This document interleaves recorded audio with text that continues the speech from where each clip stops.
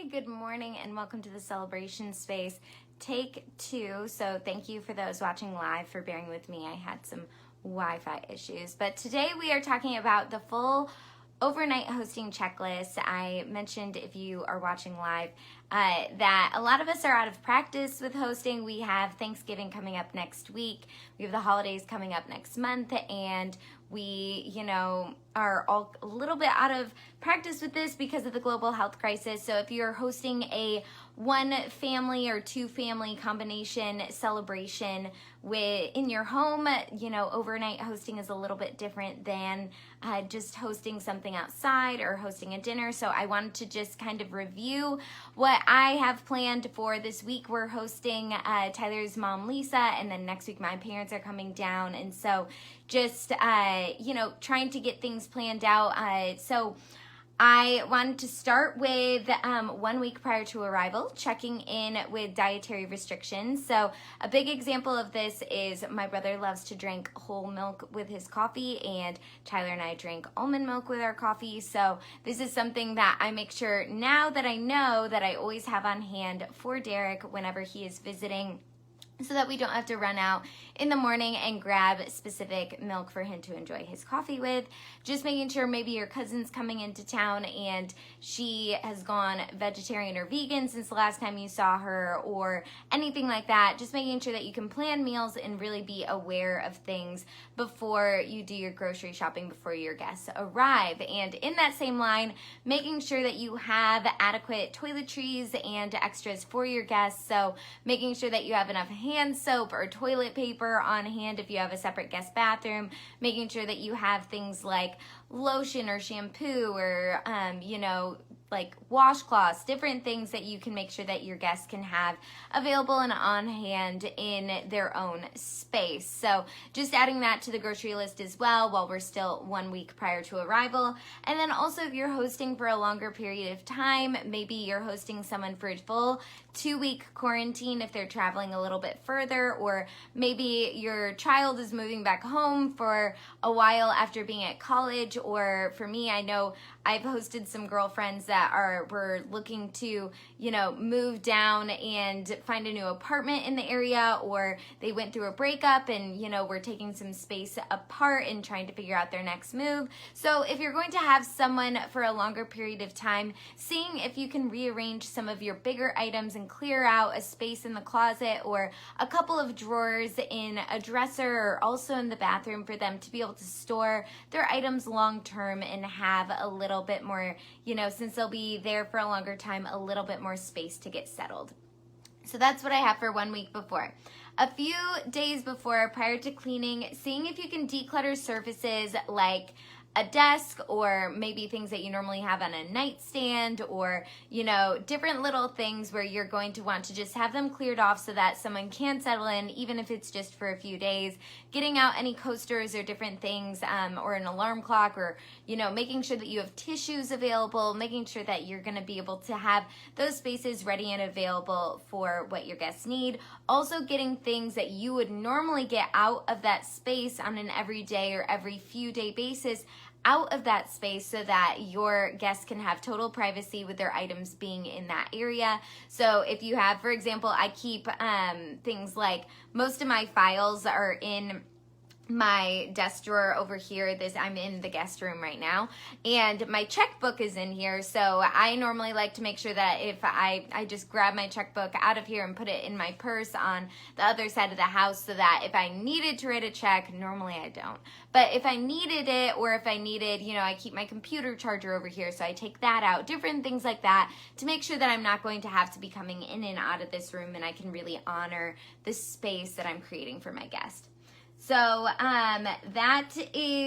those are some things to do prior to cleaning, and then also making sure that you're cleaning not only the space, top to bottom. I'm going to talk about my cleaning routine here next week, but making sure you're cleaning the space top to bottom, but you're also cleaning all of your linen. So any hand towels, all of the sheets, you know, making sure that you have fresh towels available. If you have any extra pillows or blankets or different things, making sure that they are in a space that are accessible in case, you know, your guest likes a firmer pillow and you have fluffier pillows on the bed. Just making sure that you have things kind of nearby and available for them to be able to access that. Also, just when you are cleaning things, like for example, our guest bathroom, you know, I clean it after we have guests that have been here, but then normally it'll go for a long time without anyone showering in the showers. So getting in there, and maybe I know I need to do a quick dust before Lisa gets here, because while I have extra toiletries and it's clean already, it just hasn't gotten a lot of love or any use in a while. So making sure that I have that all tidied up, and not only knowing that it's clean from the last time I cleaned it, but kind of getting some little dust, or the cats like to jump in there and like just run around and explore, because it's a, I don't know, it's a space in the house and they like to check it out. So also, if you're hosting more than one person, a couple days before their arrival, we only have one guest room, so it's pretty easy for us to determine, and we normally only have one guest at a time, so it's pretty easy for us to determine where people are going to sleep. But if you have multiple guests or multiple families that are coming to stay with you, trying to figure out ahead of time who's going to be where, so that when people arrive, you're not like, okay, go pick out your room. Really just kind of more settling into like, okay, I have this space set aside for you. Let me show you where you're going to sleep. And if you are hosting more than one family, one person, like we would have to, setting up a space in the living room with a blow-up mattress, and, you know, really trying to set aside a corner or a closet or a specific area for someone that might need to sleep in, you know, a main living area, making sure that they have their own little space where they can have their items and also feel like they have a little bit of privacy for what they have, and they know what bathrooms are accessible and who they'll be sharing with. So that is just something that's easy to get out of the way ahead of time. So those are the things that I have a couple days before arrival. And then lastly, for the day of arrival, making sure that you have things like your Wi-Fi password available, and maybe just written down if you have a TV like we do in the main living space for our guests, just making sure that if your guest wants to check that out, having some little instructions for them there, making sure that your guest knows where all of those extras are. So things like those extra blankets, those extra pillows, all of those things where towels are. And if you cleared out any space for them, letting them know, hey, I actually cleared out this drawer for you, so you can like get settled a little bit more. If you live in an apartment or an older home, you might also have some little quirky things about your place. For us, our bathroom fan is at the like little switch for it is actually in the guest room, not in the guest bathroom. So I always make sure I try to tell people like, hey, before you take a shower, you're gonna be looking for this light switch. It's kind of weird. It's over here when it should be in here. So if you have any little quirks about your space, just making sure that you have that all settled, and then asking about what a normal morning routine might look like, so that if your guests will likely wake up before you, which I'm a little bit of a night owl, so normally my guests are up before me, making sure that you're able to just kind of prep coffee or prep things, and that your guest knows where they can get their coffee, get their juice, get their breakfast items, so that if they do wake up before you, it's not that morning after a sleepover awkwardness like we had in middle school, where it's like, okay, do I just like kind of hang out here? This was before middle schoolers had phones too. So just kind of like laying there, or like reading a book, or like just kind of like looking around, thinking, waiting for your friend to wake up. So making sure that you can avoid that awkwardness as much as possible by just asking about the morning routine and getting things set up in case you are not awake yet. And lastly, but not least, well, I have a couple more things actually. I just lied to you. If you have kids coming to stay with you, making sure that you have things available for them that will keep them preoccupied while the adults might be getting settled or catching up. Everyone loves a little good on-arrival gift. So also just trying to make things personal, maybe doing something cute or sweet for your guests specifically.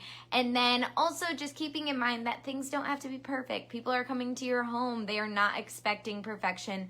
They are not expecting a hotel. They are expecting to feel welcomed and to get to know your space and your routine, and to have have fun with you. So doing all of these things on the checklist while not taking yourself too seriously and making sure that you're really just keeping your guests' comfort at top of mind, and that means that you'll do everything right because you have the best intentions in mind. So that is what I have for you. This little checklist I will be posting so that you have it as a free downloadable, so that if you do have people coming in next week or for the holidays, you can just have it to check off little things off your mind, and it can be a little weight off of your shoulders.